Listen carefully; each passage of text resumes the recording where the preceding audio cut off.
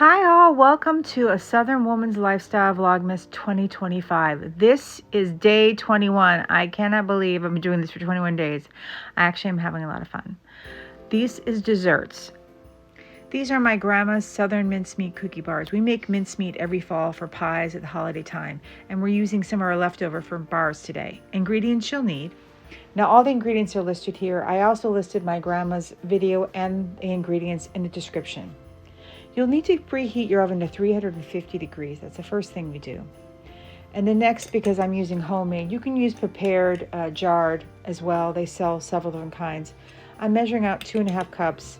I know what I have in the jar, so I'm just putting it all in the bowl. And I have a lot of nuts in our mincemeat. So I think I always add double because my mama loves it so much. And I'm adding a teaspoon of cinnamon, then a 1/4 teaspoon of ground clove, then a 1/4 teaspoon of ground nutmeg. If you want to do fresh, go for it. It's just easier, I think, sometimes. And then a 1/4 teaspoon of ground allspice. And now I'm adding, and I never can pronounce it, 2 tablespoons of Grand Marnier. It's a French cognac with orange in it. And then we just mix thoroughly. I'm trying to take French now. I'm horrible pronunciation. I'm gonna get better, I swear. And now I'm just adding the juice of 1 clementine. You can also add the zest here if you want, but I didn't think it was necessary because when I made it, we put a lot of the homemade, we put a lot of orange in it, so I didn't think it was necessary. So just juice the clementine. This bumps up the flavor and also gives a little bit more moisture to the mincemeat. And now we're just gonna mix thoroughly. And set it to the side. And next I'm just adding to a mixing bowl 1 1/3 cups of all-purpose flour. And then after I do that, I'm going to add the baking soda. It's just 3/4 of a teaspoon of baking soda. And then I just mix thoroughly. You want to really make sure everything's incorporated. So I take a moment, I take a whisk, and I just spin the bowl, and I go around and make sure it's completely incorporated. If you want, you can also sift it together. And then next, I am adding 2 sticks of room temperature butter to the stand mixing bowl. It's really important that it's room temperature or you'll never get anything mixed. Now I'm adding 1 cup of packed brown sugar. I'm actually using, to get in the jar, I had to use the half a cup measuring just to get in the jar, but it's a cup of packed brown sugar. And then next, I'm going to turn the mixer on. I'm adding, 1/2 teaspoon of diamond kosher salt. That's my preferred salt, diamond kosher salt. I just think it's superior. Now I'm going to turn it on a medium to mix everything. And this is going to be a bit of alchemy. It's going to change colors. You'll see it's like this kind of like a very kind of a sand. It looks like wet sand. And it's going to go for a while, and then you'll see it's changed color. And I'm adding a teaspoon of vanilla extract. It went for about 5 minutes for it to change color to that. As you can see, it's a very light paper. Like, I can't think of a term I'm looking for. Bit of baking alchemy. Like a postal wrapping paper. I've scraped down the bowl, and now I'm adding the flour mixture that we made. And I'm going to turn it on low, and I'm going to let it go for a little bit. I'm going to let it do its thing, and everything will pull away from the bowl, and it will become incorporated. But you have to let it go for a little bit. And you can scrape down the bowl in between here. I do scrape down the bowl, but I let it go for a little bit before I did. And now I'm scraping down the bowl. I'm always scraping down the bowl, always. It's really important in baking.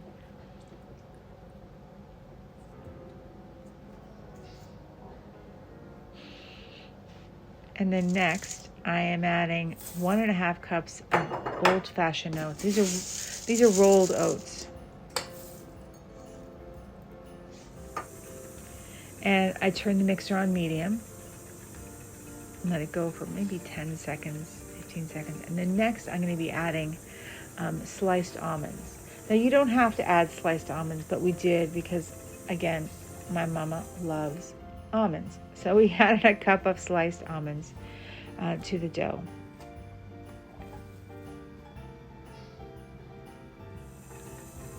And I turn the mixer on medium. And then next I have a 9x9 baking dish that I put a foil sling in, lined it, and I sprayed it with Pam. And now I'm adding 2/3 of the cookie dough to the pan, just 2/3 of it. You're going to hold back 1/3.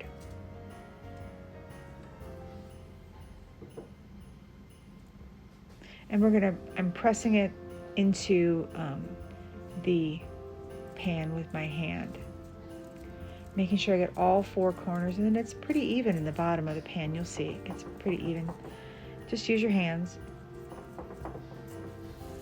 And then next, after I've done this, I'm going to add the mincemeat.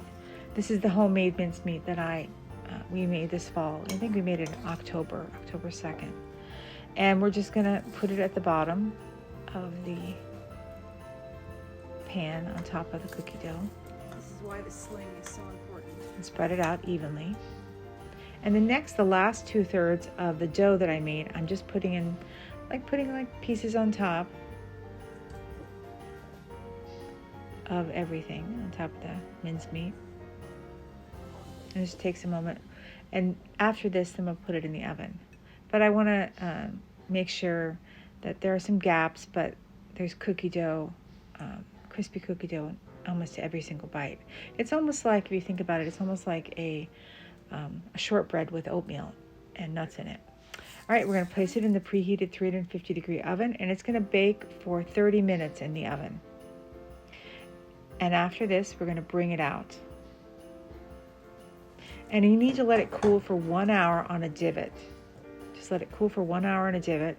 After 1 hour, I'm going to take the sling and bring it out and put it on the wire rack for another hour.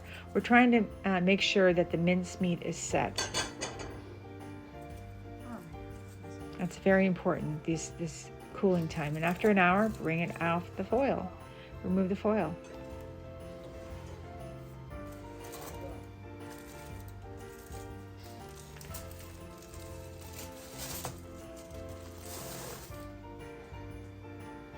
And now I'm just dusting it with powdered sugar. Well, we know the boys would have eaten it, Mom. She had 5 boys. It wouldn't have lasted long. And I'm going to cut the cookie bars into 16 even squares. So I cut it in half, then I cut each of those pieces in half, and then I reverse and go the other way. And it gives me 16 bars. And then I'm just going to serve it on a serving plate. And just a, pretty one that we have. And after I get them on the plate, I dust them before serving again with powdered sugar. It's just a nice Christmassy touch. It feels like snow has come down on them. And this is what they look like. They're so delicious. They're easy to make. Everyone loves them when we make them. To help our channel grow, please like, subscribe, and comment. If you're enjoying our content, gosh, we really hope that you are. Please consider becoming a subscriber.